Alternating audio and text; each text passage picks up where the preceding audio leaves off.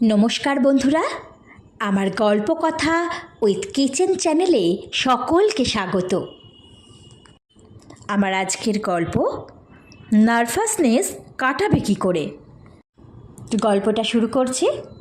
যদি ভালো লেগে থাকে আপনারা সবাই বা তোমরা সবাই সাবস্ক্রাইব করে দেবে আমার চ্যানেলটিতে, আর শেয়ার করবে, আর লাইক করতে ভুলো না যেন, আর কমেন্ট করে জানাবে আমার গলায় তোমাদের কোন কোন গল্প শুনতে ভালো লাগে।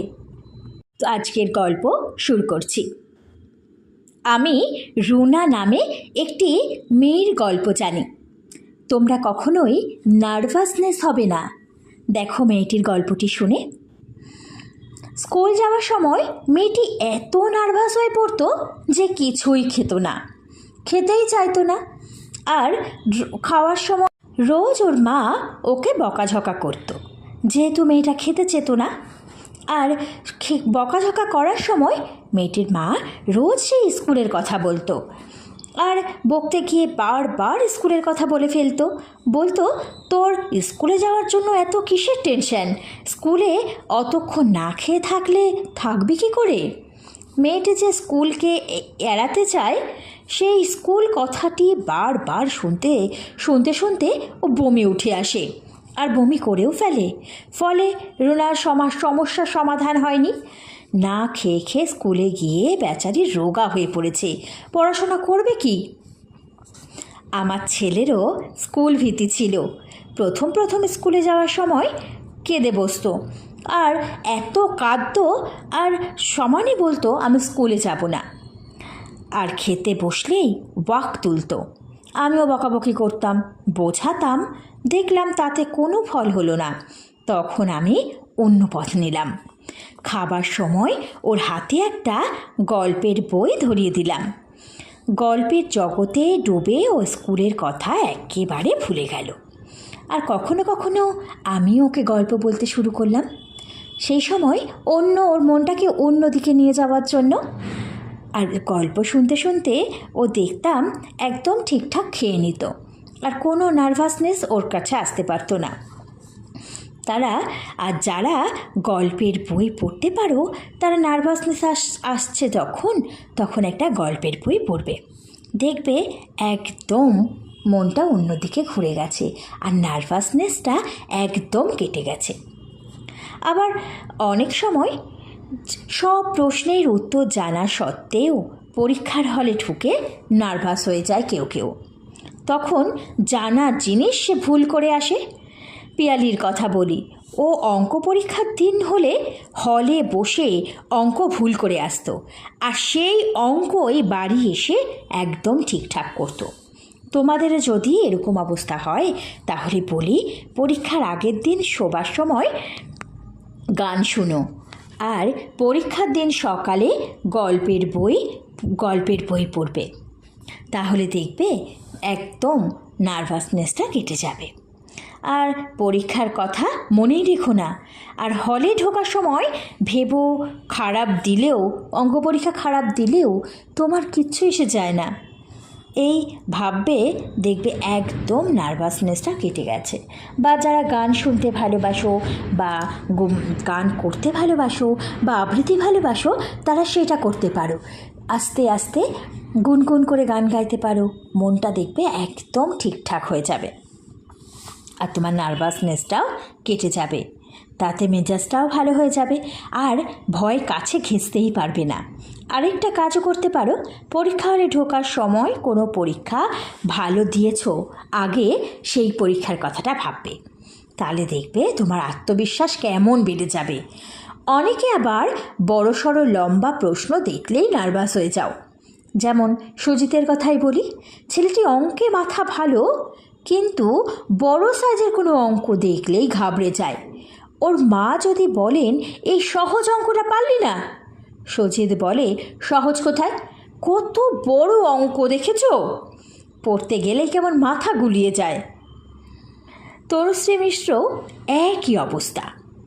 বাংলা প্রশ্ন এসেছে 6 পাতার, প্রশ্ন সহজ, কিন্তু অত বড় প্রশ্ন দেখে প্রথমেই তনুশ্রী ঘাবড়ে গেল, আর ভাবল সে পারবে না। ভেবে সে ভুল ভাল লিখে অর্ধেক খাতা ভর্তি করে ফেলল। কিন্তু সাইজে বড় হলেই সেই প্রশ্ন মারাত্মক হয়। দেখো না, জিরাফ কত লম্বা, কিন্তু কত নিরীহ প্রাণী। অন্যদিকে ছোট্ট পিঁপড়েকে দেখো, কম জ্বালায় না। সুতরাং প্রশ্ন সাইজ দেখলেই ঘাবড়ে যেও না। একটা উদাহরণ দিই, ধরো একটা গল্পের লাইন তুলে এমন প্রশ্ন করা যেতে পারে যে কে বলেছে, কাকে বলেছে, কখন বলেছে, কেন বলেছে, গল্পের লেখককে, তার লেখা দুটি গল্পের নাম লেখো। এই প্রশ্নটির তুলনায় গল্পটির নামকরণ যথার্থ কিনা লেখো। এটি কত ছোট প্রশ্ন, কিন্তু কোনটার উত্তর লেখা সহজ? সাধারণত দেখবে বড় প্রশ্নের নম্বর ভাগ করে থাকায়, আর ভাগ করা থাকায় নম্বরটিও বেশি পাওয়া যায়। তাহলে বড় প্রশ্ন দেখলে ভয় পাবে কেন? অনেকে আবার আগেই প্রশ্ন খুব কঠিন হয়েছে ভেবে নার্ভাস হয়ে পড়ে। আসলে কি জানো, তোমরা উত্তরটাকেই কঠিন করে বাঁকা পথে ভাবো। সোজা পথে ভাবলেই প্রশ্ন খুব সোজা। যেমন একবার আমাদের ক্লাসের পরীক্ষায় একটা প্রশ্ন এসেছিল, তোমার বাড়ি থেকে স্কুল যেতে সময় লাগে 10 মিনিট। তোমরা 10 জন একসঙ্গে রওনা দিলে, কতক্ষণ লাগবে স্কুল যেতে? বাধা ফর্মুলায় অভ্যস্ত মাথা প্রথমেই বাঁকা পথে কষে ফেলল। 10 গুণ 10 সমান 100 মিনিট। অনেক কঠিন অঙ্ক যারা কষে তারা অঙ্কটা ভুল করে ফেলল, কিন্তু আবার যারা টেনে টুনে অঙ্কে পাশ করে তারা সহজ বুদ্ধিতে ভাবল, যত জন যায় না কেন 10 মিনিটই তো লাগবে। তাহলে প্রথমেই সহজভাবে ভাবো, সোজা পথে ভাবো, দেখবে নার্ভাস হবার মতো কিছুই নেই। অনেকে তোমরা ঠিক সময়ে লেখা শেষ করতে পারবে না ভেবে নার্ভাস হয়ে পড়ো।